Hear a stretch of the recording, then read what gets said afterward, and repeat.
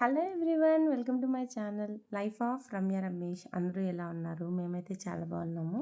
So ముందుగా మీ అందరికీ శ్రీ విశ్వావసనామ సంవత్సర ఉగాది శుభాకాంక్షలు.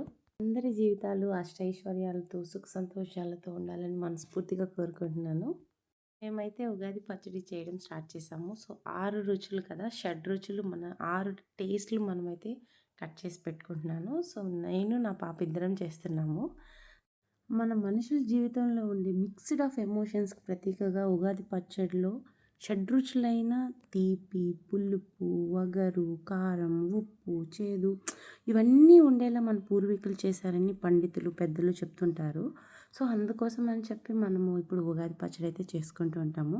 సో అన్ని రుచులు అనేది ఉప్పు, కారం అన్నీ అయితే మా పాప చేతి నేను వేపిస్తున్నాను.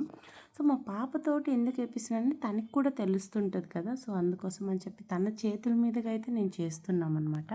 సో ఓవరాల్గా అన్నీ యాడ్ చేసేసాము, యాడ్ చేసి మిక్స్ చేస్తున్నాము. లాస్ట్లో అయితే మేమైతే వాటర్ యాడ్ చేస్తున్నాం అనమాట. సో వాటర్ యాడ్ చేసిన తర్వాత మొత్తం మిక్స్ చేయాలి మంచిగా.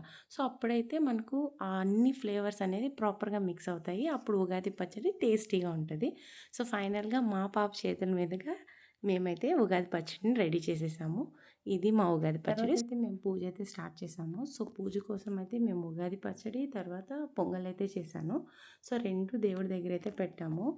సో దేవుడి దగ్గర పెట్టిన తర్వాత మా పాప ఏం చేస్తారు, ప్రతి దాంట్లో నా ఇన్వాల్వ్మెంట్ అనేది ఉండాలి అంటది. అమ్మాయిలు కదా, సో ఓవరాల్గా ఎక్కువ మందికి మమ్మీస్ తోటి పూజ చేయడం ఉంటుంది అనమాట.